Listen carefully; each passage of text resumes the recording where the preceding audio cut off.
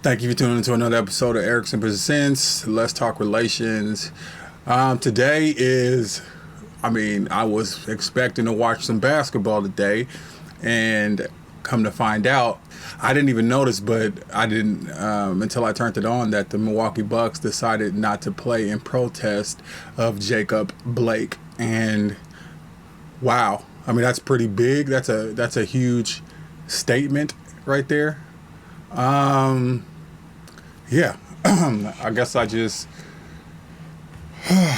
man, there's a lot going on in the world today. One of my boys came by, did a session with me. He left these with me. It's ironic that I didn't even think about this until I started doing this video, and I saw it sitting here in the video. But yeah, no, this is crazy. The times that we're living in right now, my goodness. I see a lot of people, when it came to him being shot 7 times online, saying that they're gonna wait until they want to wait until they get all the details. You have people saying, well, he reached into his car, yada yada yada. And the only thing that I can honestly say, my thoughts on that whole situation, if I need to just isolate this one situation, is I feel that police officers have other options. Deadly force is not the only option that they have. And if that is the only option that you think you have, then I feel that more training needs to be done. It's sad. Yeah. Kenny. This is tough. Right now my head is like ready to explode, like just in the thoughts of what's going on. And I don't know if I'm even appropriate enough to say it, what the players are feeling and how they're feeling. And I haven't talked to any of the players. But like coming in, even like driving here and getting into the studio, hearing calls and people talking. And for me, I think the biggest thing now is to kind of, as a black man, as a former player, I think it's best for me to support the players and just not be here tonight. And figure out what happens after. I can respect that. This is my first time watching this. I didn't know that he walked off. I did catch it at the end, and he wasn't there, obviously, but I didn't know that he walked off too. So yeah, no, I'm with that. I just don't feel equipped to do that. And I respect that.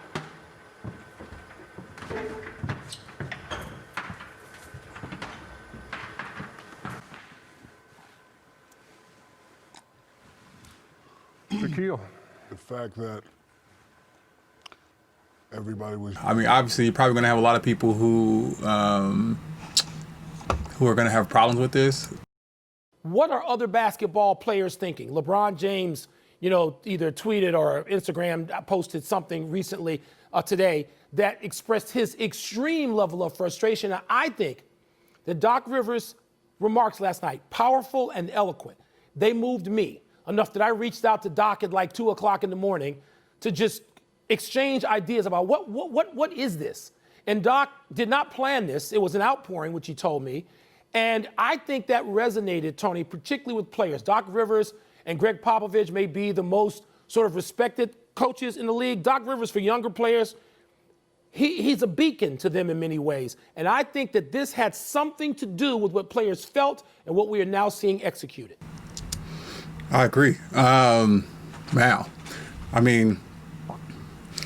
pretty sure some people are probably going to say something along the lines of, them not playing basketball, what is that going to do? Or this has nothing to do with the other. But, majority of the people who are in the NBA are black. And, yeah, no, I get, it's bringing much more of a spotlight to this whole entire situation.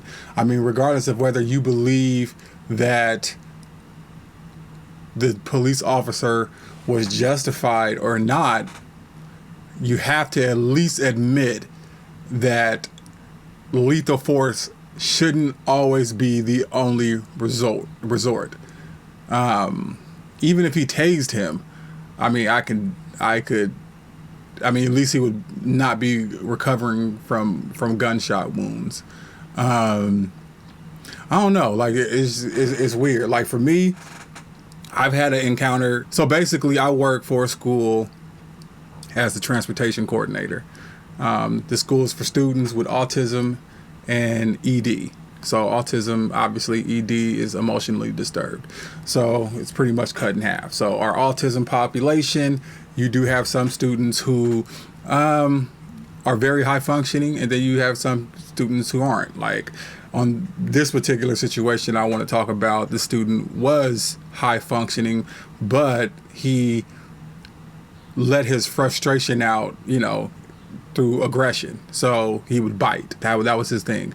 I used to be his one-on-one before I moved into the position that I was in. So I knew all about the student. I went everywhere with him. He has a one-on-one. He can't be by himself because of that being one of his, things that he does to cope.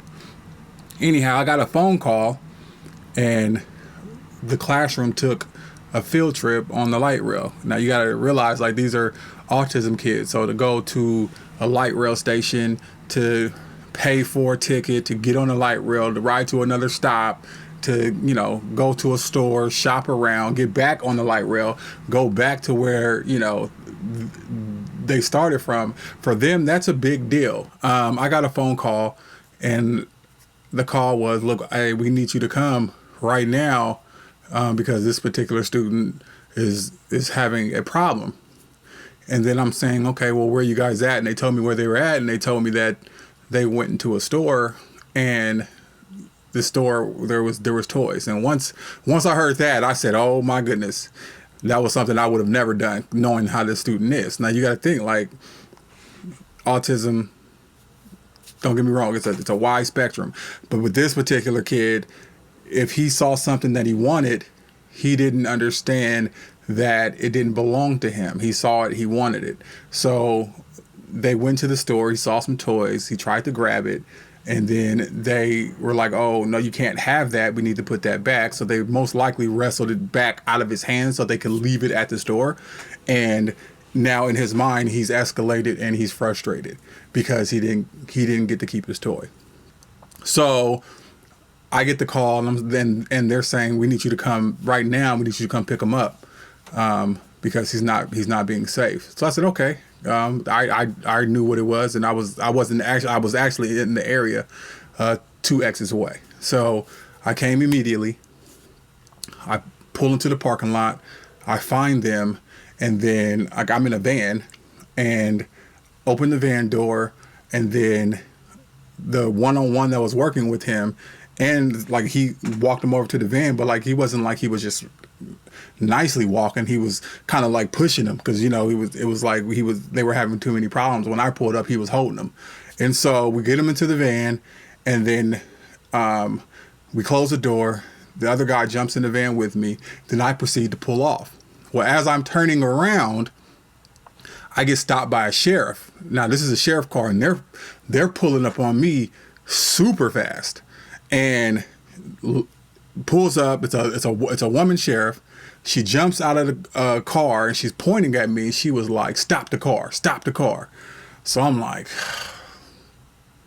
you can just imagine like what I'm already thinking right now. And so I stopped the car, and then she was like, put the car in park.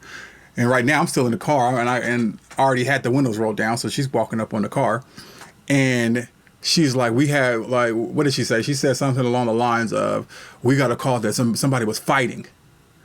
And like, this is one of the things that I do have a problem with people in the community. When they see something like that, they immediately call the police. Like, if you see a bunch of kids and you see one person holding a kid, like, that doesn't necessarily mean you need to call the police. But that's the call that she got. So as she's saying that, like, the kid notices, he was still smart. he noticed that our attention was on her. So he reaches, opens the door, and he jumps out the van.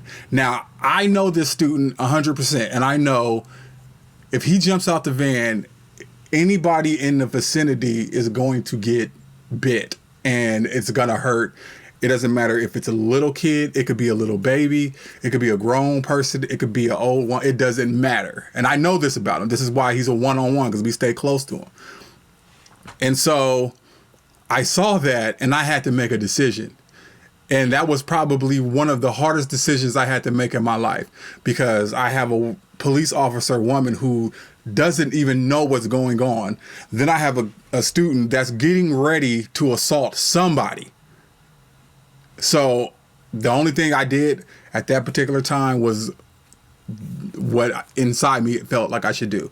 I jump out the car and I just bypass everything she's saying, and I run around, and the other staff, he's running as well. So we're both running, and we catch him. And then we turn him around, and then we're bringing him back to the van. And so as we're putting him in the van, like he's, biting himself, biting his finger, doing all that. And the police officer, she's at this point, I forgot about her for a second. Then I looked back as we were putting him in the van. She's standing there, and she's almost in shock, because it's almost like she doesn't know what to do at that particular time. So then she just followed our lead. So we're getting them in the van, then she walks over, and then she's like kind of just standing there, and she's just, asking, is there anything that she can do to help us? And I looked at her, I said, I'm gonna be honest with you, there's nothing you can do. I mean, she's a little woman. I mean, you can see my arms, like obviously we're good, we got this. And so get them in the van. Then she was like, look, I'm so sorry. I really want you to know that I apologize.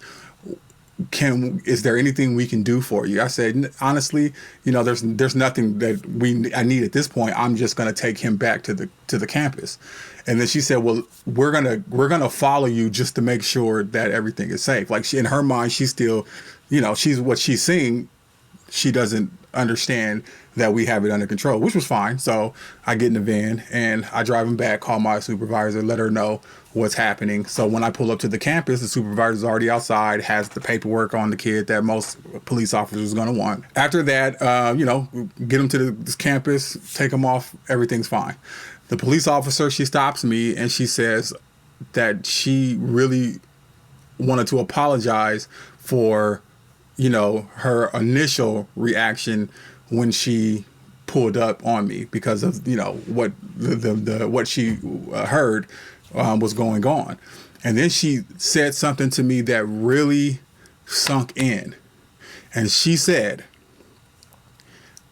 I'm so glad it was me and not another officer. And when she said that, I knew what she meant. She meant, when I got out of that car, most likely I would have got shot. And that's literally, I know that's what it was, like an unwritten thing that she was trying to say. And I felt that like wholeheartedly. And then she was just like in shock, and it was almost like she was more shooken up than we were, because we deal with this all the time. But she was just saying like I can see it now, like a police officer shoots autistic kid, and they've been all on the news. And she was just like very grateful that, for what we were doing, and commending us and telling us that, there needs to be more people like us, yada, yada, all that stuff. So I tell this story because I feel that most police officers right now, they don't get a good rep.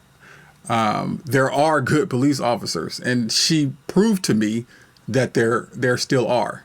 The only problem that we have is all the good officers who are still around, they're being quiet, or they're not speaking up, or it's almost like if you just let something go on, you're just as guilty as the person who's doing something that's foul. A lot of people who don't have to deal with these type of things and have to worry about their safety just because of the color of their skin. Like, look, I'm 6'4". I'm a black dude. Like, I've never smoked weed, never smoked cigarettes. I don't drink. I don't do none of that kind of stuff. But yet, I'm perceived as a threat because of my size, because I like to go to the gym, I like to lift weights. That makes me more of a threat in a situation as opposed to giving me the benefit of the doubt. And luckily she did. I've seen, let me see if I can find it. There's a video. Okay, it took me a second to try to find it, but here is the video that I was talking about. Like, on one hand, you got a guy with no weapon. He gets shot 7 times, but then you have this.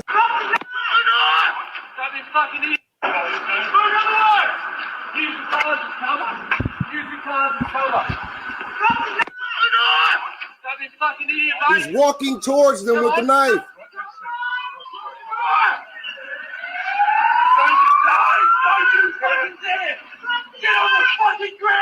This also. The point is, there are other options. That's all I'm trying to say. There are other options than using lethal force. I don't know what happened. I don't know why he walked to his car and wasn't listening to the officers. I know none of that. All I do know is lethal force is not the only option that you have. Simple as that. In this situation, as you can see, they didn't use lethal force. And the only thing different between that person and other situations is the color of the skin. Let's just call it what it is. I'm not here for conspiracy theories. I'm not here for trying to do the race thing. I just am simply stating what is obvious. That's it. This is why people are outraged. This is why when people say Black Lives Matter, and was as a response to Black Lives Matter by saying all lives matter, this is why people get frustrated. Or when a person is saying Blue Lives Matter, like that, to me, like that's not even the same. Like, that's a job compared to the race that a person was born in. Like, they don't compute. Anything a person can say or is saying or is attempting to counteract with the words Black Lives Matter, the reason why people are frustrated is because you probably just don't fully understand why people are saying Black Lives Matter. I've had this conversation with people, and I try to explain it in a way. It's not that Black lives only matter or matter only. It's Black Lives Matter too. TOO, too. Ours matter too. That's what the movement is. Now you got all the people who are obviously using that movement to riot and do things like that. Shit ain't Black Lives Matter. I don't even know how to end this video. Just with everything that's going on, the last thing you should probably be trying to do is pull your gun out and pull the trigger 7 times.